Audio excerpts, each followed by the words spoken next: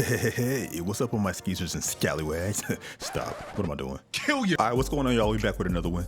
And if you watched my last rendition of this video, you know we talked about 5 things in the city that shouldn't come back in 2K25. And then, of course, 5 things in the city that should come back in 2K25. But this time in this video, we're doing something a little bit different, just a little bit. And wait a minute, you can try those in the city? Yeah, so... And bruh, don't walk past my video. Now let me stop. But anyway, in this video, what we're doing is 5 things that shouldn't return from a gameplay standpoint in NBA 2K25. And of course, I'm already putting out another video because as you can see, I got Nipsey on my shirt. So that means I'm all about my hustle. But that's what's going on today in this video. So anyway, y'all, with that being said, leave a like on the video because if you don't leave a like, you might have to, you know what I'm saying? You might have to CP Diddy. I would not risk it. All jokes to the side, y'all. With that being said, let's get into the first thing that I have on my mind for this, video. All right, y'all. So starting off with topic number 1, the first thing that does not need to come back from a gameplay standpoint in 2K25 is, of course, badge regression. Now, for those of y'all that didn't play 2K24, which I don't blame y'all for not playing this game, but for those of y'all that didn't play 2K24, basically when the game was first announced, when it first came out, what Mike Wayne said in one of his tweets, I think it was that in 2K24, badge regression will be a thing with my player, which means that, for example, as you can see on screen, I have my badges on screen right now. And of course, I made a player that's more catered to shooting a lot because I made a shot creating type build. So as you can see on screen right now, I have a badge level, and then of course I have all my badges. Now, being that I didn't play this game that much, of course my badges is like all bronze for the most part, but as you can see, if you look under my badge level, you can see that there's a badge bronze, then a badge silver, which is my next badge upgrade. There's a little arrow in between the two. So as you can see, my arrow is pointing upward towards silver, which means that because my player takes a lot of mid-range shots and drifting shots, then that can help my badge for midi magician. Now, if I was taking not a lot of mid-range shots for my player, the midi magician would go down towards bronze. That's just for those of y'all that don't, play this game a lot and don't know how badge regression works. So basically what I'm saying is 2K25, that should not return because I'm not gonna lie to y'all, Mike Wayne was drunk by putting this in the game. Now, in theory, it sounded good. On paper, it sounded good, but when you actually put it in practice, it's terrible in my opinion. So badge regression needs to go. That's the first thing on the list that needs to be gone for that reason alone, because let's be real, the whole point in badge regression was to keep people on the game, to my knowledge, right? Let's just say that you have your player and you play with a certain squad. So your player's role in your squad number 1 is to not take a lot of mid-range shots, but then your player's role in squad number 2 is to take a lot of mid-range shots because y'all don't have a good mid-range shooter or just a person that can shot create like that in your squad number 2. Because most of y'all that's watching this video probably have 2 squads to play this game a lot. Most of y'all have at least 2 squads probably. You have your main squad, then you have your squad that's, for in case your main squad is not available. Y'all know how it goes, especially if you're older and you work and stuff and you got friends that work. Y'all get what I'm saying. So that's why I believe the badge regression is a bad idea, because of the fact that in situations to where you might have different squads and your player might have different roles, even though you might have multiple players, it's still not good to have this in the game in my opinion, so it shouldn't return in 2K25. So anyway, y'all, that's the first thing on the list. Now on to topic number 2. All right, y'all, so coming in at number 2 on the list is the dunk meter. Now, in my honest opinion, the dunk meter was another thing that sounded good on paper, but in practice, it's kind of horrible because of the fact that I believe that it was implemented wrong in 2K24. So in 2K25, the dunk meter should not return because of the fact that, let's just say you have a player that's a big man, because this is mainly applying to like big man, small forwards, power forwards. Well, really any position that has a good dunk rating. And that's because I believe that in 2K24, the green window for the dunk meter was all off. So for example, let's just say you have a player that's like a big man, power forward, or matter of fact, let's just say you have a player that was under the rim and you're close to the goal. When you're close to the rim, as long as your player has like at least, I want to say if you're a smaller player with like a 6'3", 6'6" point guard, shooting guard, as long as you have a 70 dunk rating, well, really, as long as you have like a 75 dunk rating or an 80 dunk rating for like that size, you should be able to dunk under the rim with no problem, as long as you have like good vertical. You know what I mean? But then if you have like a big man that's like, let's just say 6'9", 6'10" to like 7'1", you should have a wide open green window. It shouldn't be so small. It should be a whole lot bigger. Because if your player is right under the rim, the green window should be, for the most part, wide open. But instead, that's not the case to my knowledge. So in 2K25, they should kind of, if not take it out altogether, tweak it a little bit. But let's be real, we all know the dunk meter's coming back for 2K25. So I think they should just tweak the timing, like I said, instead of just, if they're not gonna take it out altogether. Personally, I would prefer not to have it at all, but like if we're gonna have it in 25, at least tweak the green window and tweak the timing, because it should be more open if you like wide open for a dunk. So that's just my 2 cents on that. So anyway, y'all, that's it for topic number 2. On to topic number 3. And for number 3, we talking about none other than the stamina fatigue system. Yo, so okay, here's the thing, right? So in 2K23, the whole entire point of the implementation of the stamina fatigue 3-bar system was to eliminate the size to size from 2K22. However, from 2K implementing that, the next problem they created was very low stamina. And it got to the point where you had to literally go to the Gatorade stanking facility. I call it the stanking facility. If you watched the other video, you know what I'm talking about. But you had to go to the Gatorade facility or just go to your menu and buy boost to get the right stamina you should have had from the jump. Your mod player, I'm telling y'all, if y'all play 23, y'all know what I'm talking about. Your mod player would run out of stamina so fast, and even in this game, I think you still run out of stamina way too quickly. Because let's be real, you're an NBA pro, a professional basketball player, not in the Euro League, which is no disrespect to Euro League, because it still tough to make that league in real life. You're not in the G League, you in the NBA. Stamina is one of the main foundations to be a great player in the NBA. You gotta have stamina. So it makes no sense that an NBA player in an NBA simulation basketball game is losing stamina so fast. It make no sense. Like, I can give a basketball to my 7-year-old cousin. As a matter of fact, I don't think I got a 7-year-old cousin no more. I can get the ball to my 13-year-old little cousin. I don't think I got a 13-year-old cousin. I can get the ball to my 15-year-old little cousin, and he can dribble the ball between his legs nonstop for at least 10 seconds. Now, I understand they want you to pass the ball a lot. That's another reason why they put the stamina system in the game the way they did, so that you want this ball hog. I get it. But in my opinion, I think the current stamina system in 2K right now should be tweaked or just not brought back the same. Because the way it is now is basically the way it was 23. And that is that you have hardly any stamina at all to work with, and you have to end up going to the Gatorade facility or going to your menu and buying boost so that your stamina depletes at a way less rapid rate than it used to. So for 2K25, they need to change the stamina system again. Maybe add a bar, who knows? I understand them trying to eliminate ball hogs. I understand them trying to eliminate side to sides. I get it.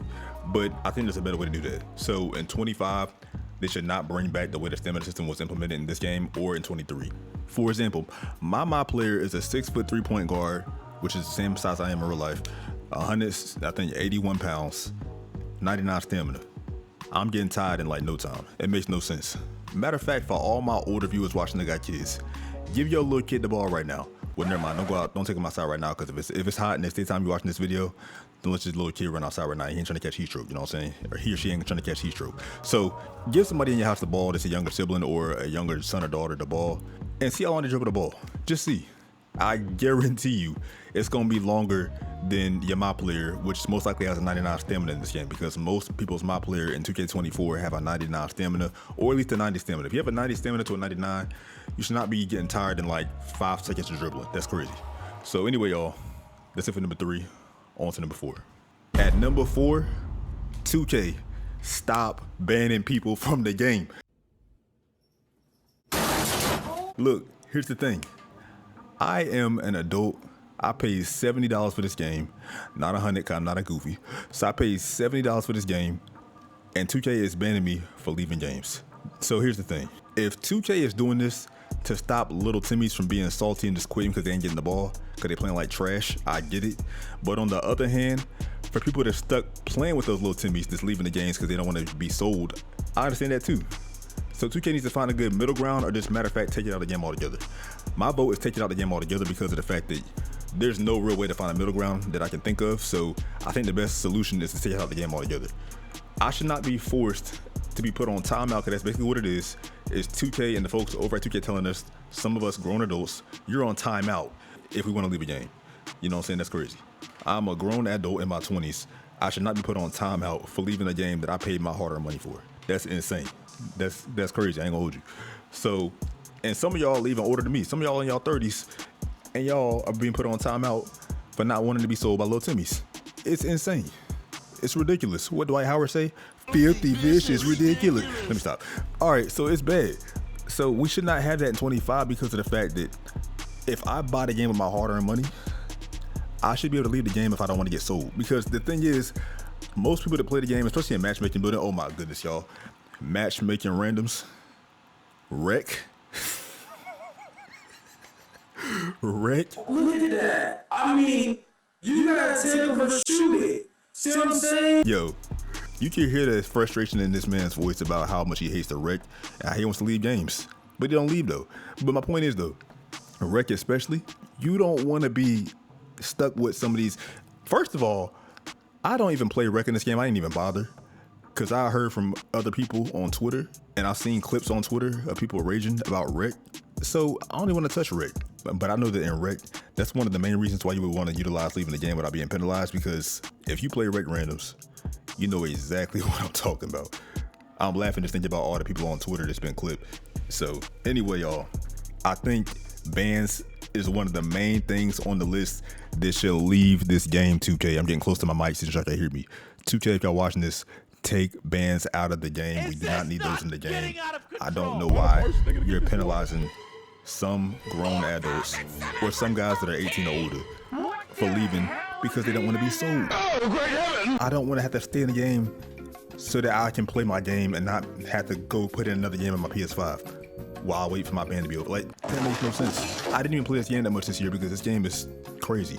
You know, it's 2K24, but even still, when I did play this game, the little I played it, I would just put in another game while my ban time was running. 30 minutes, 1 hour, 1 hour, 30 minutes. Y'all get the point. That's it for number 4. Let's go on to the last thing on the list. Because there's most likely going to be no demo for 2K25, in my opinion, what I think 2K should do is let us get refunded for our first build. And this is because of the fact that we already paying like $100 for the game, or $70 to $100 for the game, and if you want to spend for the Vince Carter edition, $150 for the game. What? So because of that, we're spending all this money on the game already that we're gonna put towards the build for most of us. So our first build should be able to be refunded because of the fact that there's gonna be no demo. And with the demo, what the demo allows us to do is create builds and find out how the game mechanics is gonna be with builds and stuff like that, and find out what builds we're gonna want for our playstyle and what builds we don't want for our playstyle. So because it's not gonna be in the game with no demo for whatever reason, I think that 2K should allow us to at least have one build be refunded. What? Kind of like a reverse rebirth, if you will. Or like similar to rebirth, but except you get kind of like back your VC that you, not back your VC, but like you get back what you put into the build, and 2K can give you like one free build slot up to 99 without you having to pay VC. But although I know that idea is not that, you know, good for 2K because of the fact that it's dealing with VC, and you know how 2K is with VC. They kind of like meth is, you know what I'm saying? What's meth?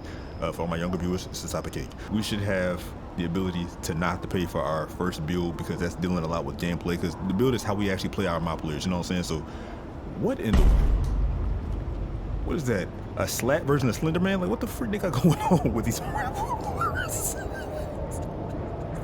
Let me go closer for y'all.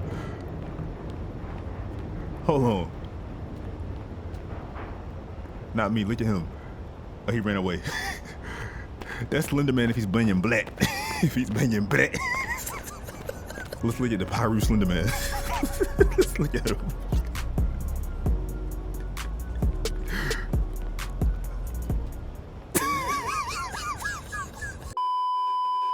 There's no way. What they got going on? 2K, what the world? Look at this John, y'all. Then got the nerve to have on some Kobe's. The first thing is gonna be gameplay first, right? That's what's most important. If gameplay is bad on top of that, whew, boy, I'm telling you.